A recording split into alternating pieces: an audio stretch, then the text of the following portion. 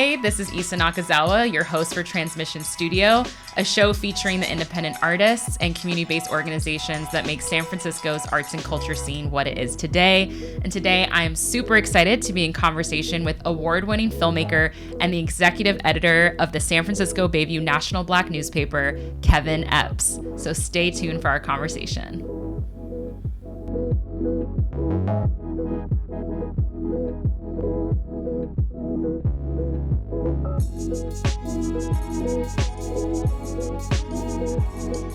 Kevin, thank you so much for joining us on Transmission Studio. It's such a blessing and an honor to have you with us today. We're going to do, we just introduced you, but we would love to hear on your own terms and in your own words, just tell us a little bit about what you're working on right now, what you're excited about, what's lighting you up, and also just shouting out your relationship to the city, which is you're homegrown, born and raised. Yes, sure. Straight out of Hunters Point. Straight out of. Yeah. But no, thank you for having me. Yeah. And just kind of, looking back in retrospect, it's just been a tremendous, journey for me as a filmmaker. Yeah. And being able to, we're talking about Straight Out of Hunters Point, and that film, which was groundbreaking in 2002, 2003. Yeah. It still is, something that's, they're showing it in different places and spaces and having conversations. So it just speaks to the authenticity, how authentic that film was in terms of allowing for the community to have a voice, the voice of the voiceless, in terms of being able to convene community and really make that the center of that subject matter and sort of reflect what the community or the issues or the concerns or whatever it is, allowing for that to shine through. So absolutely. I was just telling you that a bunch of us, when we were in our 20s, were using Straight Out Hunters Point, which was your first film, first feature, in the classrooms to reach young people. And one of the reasons we used it was because as a filmmaker, at least at that point in your journey, there was this letting the subjects tell the story without a lot of intervention. And you as a filmmaker come from the same condition. So I think for me as an educator, that just creates a different kind of film where you don't have the same voyeurism, you don't have the same editorializing, and you trust the subjects to tell the story as it is. Because it's you're just giving us a glimpse into the reality of day-to-day living while you're also showing us the social, economic, and political conditions that are creating it. Can you tell me a little bit about that decision and why it's important to just let people speak for themselves in film and not manipulate it so much and just kind of let the story play out and trust it's almost like a filmmaking style that trusts the audience too? Yeah. That film and creating that sort of cinema verite sort of approach, I think was really, it was visceral for me because it sort of put you it placed you there. Yes. And so allowing for the community and the people to voice and be their true selves and reflect that brutal honesty. Sometimes it broke the norm of traditional structure for films and whatnot, but I think in the end it was more of a human story, a humanity. That lens is such a powerful lens that allowing for people to be them true selves and express those fears or concerns or whatever that was, I think came out in a way that have sustained that film even to this day, where people still look at it and and study it and look at and try to really understand even the issues with where we are today. That's a point of reflection where people have a starting point. This is how the community was, and this is us today, and the contrast. Absolutely. So just giving the community that authentic voice, I think was very important to me because I was coming out of those conditions and living in that environment, and so I wanted to have and convey something that reflected my sort of what I experienced, what my family and community was going through. So that's why I try to just really stay as close to the subject matter without manipulating, you know, the story Absolutely. in terms of like making it more Hollywood, you know, Yeah. more Hollywood. Yeah. You know. But you also do such a good job. And your second film was Rap Dreams, which focused on 3 underground rappers in the Bay, including Mr. Fab, who looks like a baby in that film. Yeah. Shout out Mr. Fab. But I really like how all of these different parts of culture are reflected kind of naturally and organically as they live in our lives. Like they're woven into our stories and how we show up, which I think is really important because it's like it's not a gimmick or it's not this thing that you're writing in post. It's like, yeah, this is what we live and breathe. What is like your relationship to music and why was that an exciting second story to tell in Rap Dreams? Well, the Bay Area in the city, it has a rich underground music culture. When you think about the history of music and independence, you know, the Bay Area is one of those key areas where people is recognized for that.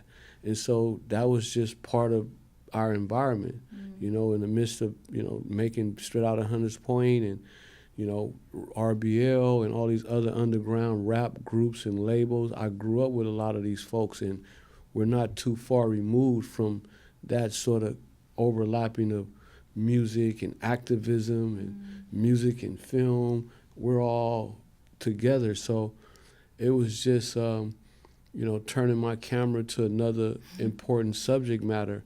And I knew Mr. Fab since he was, you know, 15, 16 years old from freestyle ciphers, you know, throughout the Bay. You know, even though I'm in Hunters Point, I used to I frequent North Richmond and East Oakland and North, you know, it's just the Bay Area. That's how we rock. That's how we roll, you know. So he was just one of the subjects that I chose for that film because I knew him. I knew his hustle. And I seen his grind out the backpack, popping up at ciphers. That's when the cipher thing was real big. You know, East Oakland, the lake, different places, fools gathered and had these ciphers, these rap ciphers. So when I chose that subject matter, it was just, you know, finding, you know, these different artists from under the underground who were like, you know, doing amazing work, who was like, you know, can really portray like this underground Bay Area like grind, you know, going to these underground makeshift studios, you know, and just like just pushing through with this passion and this just fire to just be creative was just something that, you know, you can't make it up. No. You know, and so you captured like a moment in time. It's like a time capsule. Yeah. And so, you know, just immersing myself in that story and bringing these artists together and just following their story and the connection to the lyrics and the music and the inspiration behind the lyrics and the environment that it came from. So it was all these like nuances and these things that were happening that was just so moving. Yeah. It was just like just an amazing experience, Rap Dreams.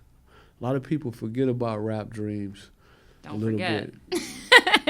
It has like a little underground, subtle movement, but a lot of people, you know, Straight Outta Hunters Point was such a big, you know, like brand when it came out and was groundbreaking for a lot of reasons, being, you know, one of the first films in the hood, you know, using digital technology, you know, so it kind of set the bar high, but it also opened up a lot of avenues and a lot of opportunities, not just for me, but for other filmmakers who were coming from similar backgrounds. Absolutely. You know, it gave them a sense of hope and optimism that, you know, it doesn't matter where you at in life. If if you have the inclination or determination or will to like tell your story, then it's doable. And here's an example of somebody who did that, you know. And so it was a lot of different things that came out of that added value to so many situations. Yeah, that's super inspiring. And I brought it up because I was thinking about, since this show is like kind of an homage to the city and the Bay, like I think of those threads that make things uniquely Bay Area, and it's like the music, the underground, the independence. And then also like another thread between you and Fab is like community and politics and politicizing the conditions, because I feel like all your work does that. Even if it's not in the way that I think I don't like as much, where it's like you're preaching. Like you're not a preacher, you're just someone who reflects reality in your art.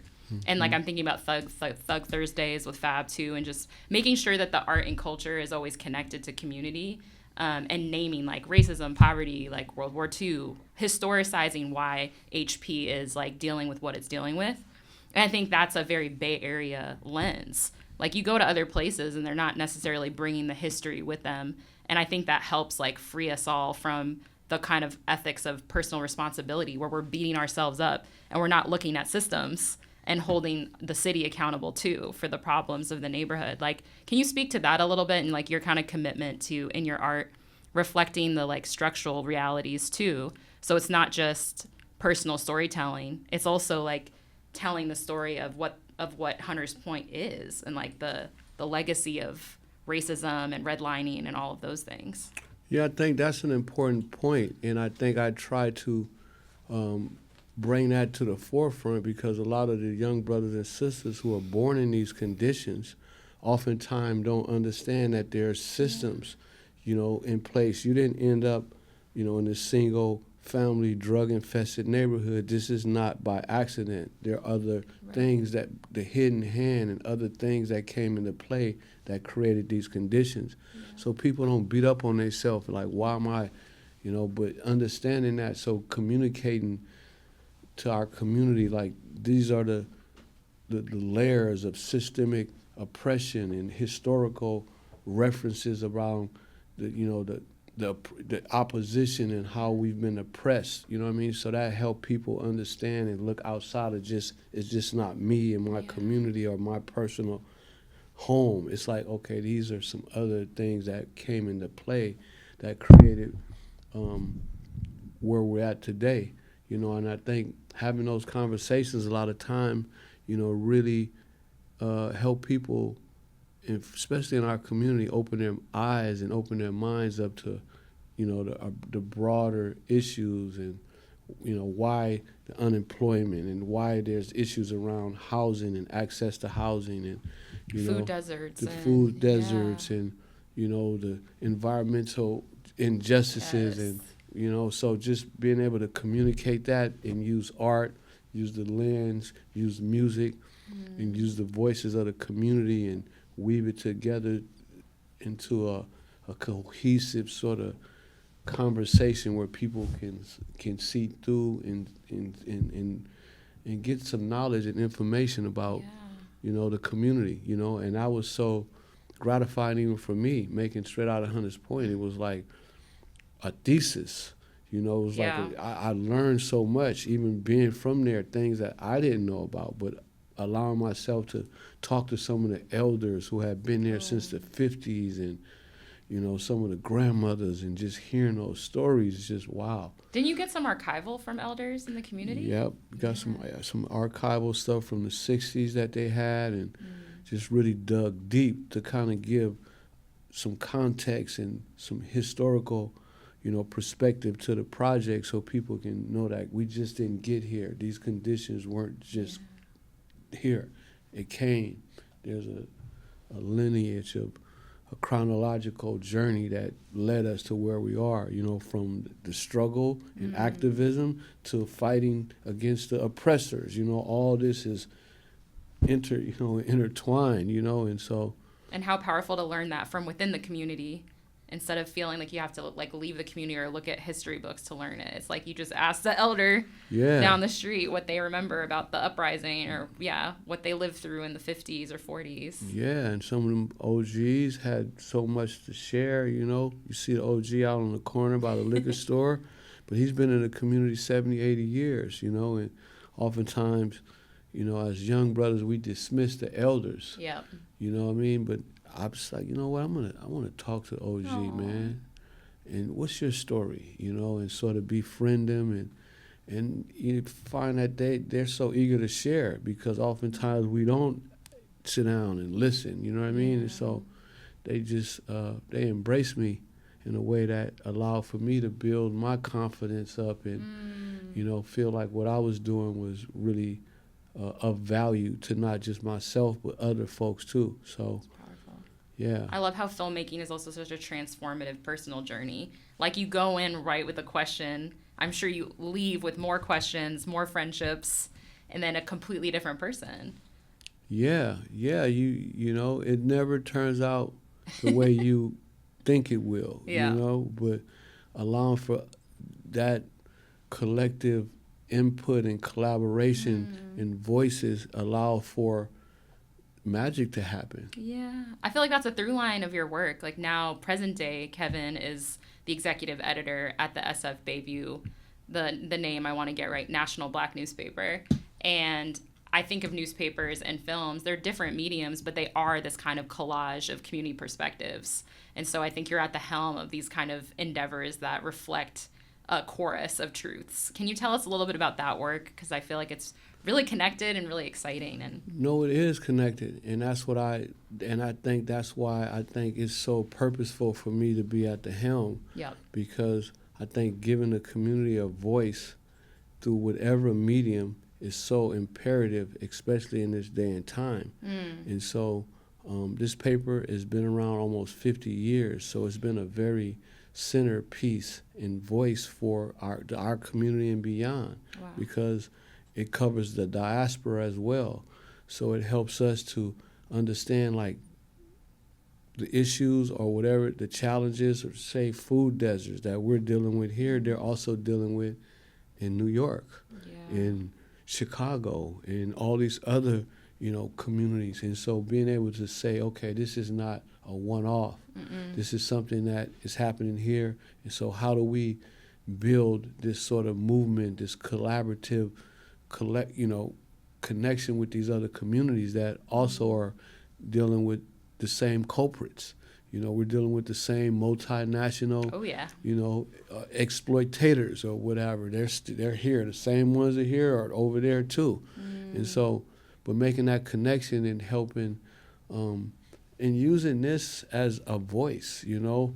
I talk to so many folks, and it's put me at the center of these conversations and concerns where, you know, the brothers who are doing they're trying to do a food health thing. They're doing whatever it is. People usually reach out and say, yo, this is who we are. We're trying to stop, you know, the expansion of the environmental, you know, this construction that they're doing without addressing the underlying issues where this is a Superfund site. Just giving our community a voice, you know, with meaning. You know, we're the Chronicle. We don't need the Chronicle. We don't need to wait on the Chronicle. You know, we're in our own world, in our own lane. Wow. And it makes, because these stories are so drawn from the community, it's even stronger than some of these more broader papers. Sure. You know what I mean? Because this is the community. It's not like I'm not behind a desk. I'm out with the people, so you feel the heat, you feel the pressure, you know, and the accountability. Because if you're part of the fabric of a neighborhood, it's built into it. It's built into it, and people reach out and holler at me about different things, whether it's good or bad, or they're concerned. Hey, I didn't like this article, or what's this, or you know what I mean. So having those real transparent conversations keep me in check. Oh, I love you know, that. and keeps that accountability, you know, in line as well, because, you know, I gotta, you know, I'm out here, so people, you know, people know me and recognize me. Yeah, so that comes with a lot. Yeah, so even the elders, the grandmamas or something, they, you know, you'd be surprised how tuned in the community is. You know, I love that. People come and you wouldn't suspect that they read the paper or on the mailing list or our newsletter, and they're peeping it, and they say things, and I be shocked. Young people, old people, and everything in between, you know, and it keeps it keeps me on my toes. I love that. That was going to be one of my questions, like seeing. I know it's like there's a website, there's a digital version, but it's also print. So I was kind of, you've run the gamut between digital. We were talking about even at Film Arts Foundation, it wasn't even digital yet. So like you've run the gamut of, and it sounds like you're still seeing like when there's a need, the people read. You know what I mean? Like whether it's digital or print, people find a way to stay connected. Is that true? Like, do you feel like there's a specific medium that reaches people more right now? Or is it like if you're telling the truth or something interesting, people find you? People find a way. Well, I think it's about diversifying how you reach people, you know? Absolutely. And so I don't want to say I wasn't a fan of the print, but, you know, you hear the running narrative, like print is going out of business, all these newspapers are dying. And so there were conversations, but I got a lot of pushback about discontinuing the print because there is, you know, 30, 40,000 people that are on a mailing list. Yeah. You know, people read, and so they're, you know, this has value. Yeah. And so understanding that there is a large group of people that receive their information and news through through the newspaper. Yeah. And so we decided to continue pressing, you know, printing the paper, but also expand into social media, the digital print of this, and, you know, reaching people wherever they are, you know. That. And I think the elders are more inclined to have the print and sort of building out this online social media digital footprint is sort of engaging the younger generation and bringing them into this platform and try to, you know, like a town village, you know, in so many ways where we're all here together as opposed to the separation. And I think it needed that because we do have, it's been around, there is a lot of older readers and they're very loyal and very consistent. But going forward, because Mr. Radcliffe, he's 94, Miss Radcliffe, she's in her late 80s. Wow. And, you know, of course, health issues and all these other things come into play. I'm like, in order for this publication to sustain itself and going forward, we have to find ways and to bring in this next generation of readers and contributors and whatnot. So I've sort of implemented a number of different programs. One, we got a pathway program, an internship program that we've started. We just sort of named it the Dr. Willie and Mary Radcliffe journalism program. And we're working with a number of young people from SF State, journalism program, CCSF, UC Cal Berkeley, you know, and so I've sort of leaned on my network of, you know, folks that I know and said, this is what this is what I want to do, and this is my vision. And people responded, you know, with some young talent that wanted to get out into the community and tell stories and also get a real lived experience and get credit, you know, and now we got paid internship. Wow. So really trying to provide everything that these young people need so they can get these real lived experiences in this type of space around, you know, with this legacy newspaper, legacy publication, and get some of their work published. So it's very empowering and inspiring. So that's sort of what we've been building out. And so I'm excited. You know, we got young people that are just like killing it. Oh my God, that's so energizing to hear. I love that. How, if someone's listening and wants to get involved or learn more, where would they go to learn more about that pathway program? sfbayview.com. Okay. Yeah, there's a little info up there. But we're actually going to be doing a series of stories to highlight the work, you know, that the young people have been doing and just sort of amplifying that so people can really, you know, get involved. And this here's how to, and here's folks that are like me and you that, you know, took that initiative. That's so exciting. That I was going to ask, I kept trying to ask questions and then you'd answer them already because we're psychic like that. But I was going to ask kind of about that. How are you cultivating or sourcing the next generation of journalists? So that's really exciting because I do feel like it's always the work of not alienating the elders and then also nurturing the next generation so that we have this like continuum always being fed. But that's really exciting, and it's giving me a sense of energy of what's already on the way in San Francisco. And I am curious, like we always ask every guest this, but obviously you're born and raised here, so you're of this place. But like, what keeps you here? What keeps you like as dedicated, as passionate, and as connected to the place that raised you in 2025? San Francisco is a special place, man. Yeah. The heartbeat of this city is unlike any other. And I've been across the world. I've been in a lot of cities. And there's just no place like home. You know, when you think about the myriad of all the different communities and the diversity, but also the history of what San Francisco stands for and what it means from the 60s and the beatnik era, the Hayden Ashbury, Yeah. you know, all the way through. There's always been these flashpoints and these moments in history where, although we're not the biggest city, you know, we're a mighty city, and we have a very powerful voice on the global, on the global stage. Absolutely.